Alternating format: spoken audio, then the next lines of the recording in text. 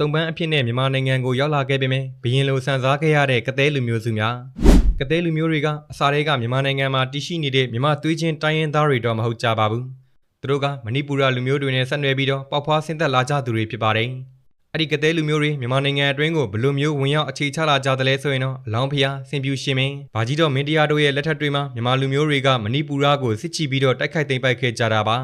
စစ်နိုင်သွားတဲ့အခါမှာတော့မဏိပူရမှာရှိသမျှပြည်သူပြည်သားတွေအတော်များများကိုတုံပန်းအဖြစ်နဲ့မြန်မာနိုင်ငံအတွင်းကိုခေါ်ဆောင်လာခဲ့ရကနေစလို့မဏိပူရအနွယ်ပါကသဲလူမျိုးများဆိုပြီးတော့စတင်ဖြစ်ပေါ်လာခဲ့ရတာပါအဲ့ဒီလိုမျိုးခေါ်ဆောင်လာခဲ့တဲ့သူတွေထဲမှာဆိုရင်အာကာသရှက်တရကျမ်းတွေကိုကျွမ်းကျင်ပိုင်နိုင်စွာနဲ့တက်မြောက်တဲ့သူတွေပိုးထည်ရက်လောက်ရာမှာတစ်ဖက်ကန်းခတ်တော်လုံးတဲ့လက်မှုပညာရှင်တွေသမားတော်တွေသဘင်ပညာမှာပါရမီပါတဲ့ကားချေတဲ့တွေနဲ့အခြားသောမြင်းစီတာလိုမျိုးအာကစားတွေမှာသူမတူအောင်အရေးချင်းရှိလုံးတဲ့သူတွေပါဝင်ပါတယ်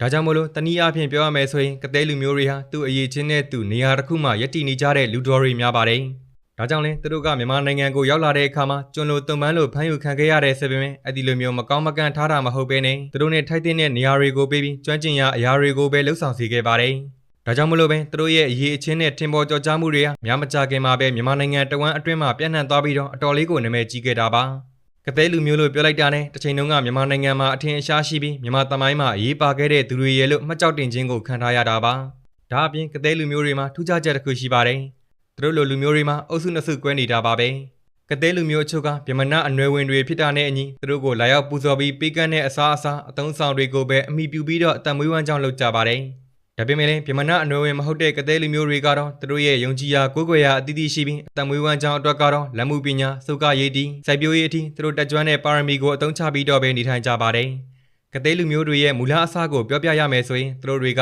တိဘက်ဗမာအုပ်စုရဲ့ကူကီးချင်းအစုထဲမှာပါဝင်နေပါတယ်။မေထေးနဲ့ချင်းရိုးရိုးမှကသဲလူမျိုးတွေကတော့ပထမအစုဖြစ်တဲ့မေထေးလူမျိုးအုပ်စုထဲမှာပါဝင်ကြပါတယ်။ကသဲလူမျိုးတွေရဲ့ဘာသာစကားကမြန်မာလူမျိုးတွေပြောဆိုနေကြမဟုတ်တဲ့အတွက်နားလည်နိုင်တဲ့အထဲမှာတော့မပါပါဘူး။တကောင်စီရင်ပြုစုချက်တွေအရမြန်မာနိုင်ငံမှာလူမျိုးပေါင်း6000ကျော်ရှိတဲ့အနက်အဲ့ဒီကသဲဘာသာစကားကိုနားလည်ပြီးတော့ပြောဆိုနိုင်တဲ့လူက4000လောက်ပဲရှိပါတယ်။သူတို့အဓိကနေထိုင်ခဲ့တဲ့မြန်မာပြည်အတွင်းကနေရာတွေကတော့စကိုင်းနဲ့မန္တလေးပါ။ဒါကြောင့်မို့လို့လဲမန္တလေးကယနေ့အချိန်အထိအနုပညာနဲ့ပတ်သက်တဲ့အငွေအသက်တွေအများကြီးကျန်ရှိခဲ့တာလို့ပြောရပါမယ်။အထည်ရလုပ်ခြင်းလုပ်ငန်းကစလို့အခြားသောအနုပညာဆန်းဆန်းအရေးချင်းရှိတဲ့သူတွေဟာအခုဆိုရင်မန္တလေးမှာများပါတယ်။ဒါအပြင်ရှေးခေတ်အခါတုန်းကရန်ကုန်နာမည်ကြီးလာတဲ့ဂူလီကစားနီးဟာလည်းမဏိပူရကသဲပြည်နယ်ကနေစပြီးတော့ပေါ်ထွန်းလာတာပါ။ဒါကြောင့်မို့လို့အနှစ်ချုပ်ညီကုန်းချုပ်ပြောရမယ်ဆိုရင်ကသဲလူမျိုးတွေဆိုတာကတာမန်မြန်မာနိုင်ငံသားတွေထက်တောင်မှပိုပြီးတော့လက်ယုံရည်နှလုံးရည်ထက်မြက်တဲ့အပြင်အရေးအချင်းအများကြီးရှိကြပြီးလက်မှုပညာမှာတစ်ဖက်ကန်းကတ်တော်ကြတဲ့ရွှေနဲ့တူတဲ့လူမျိုးတွေပါပဲ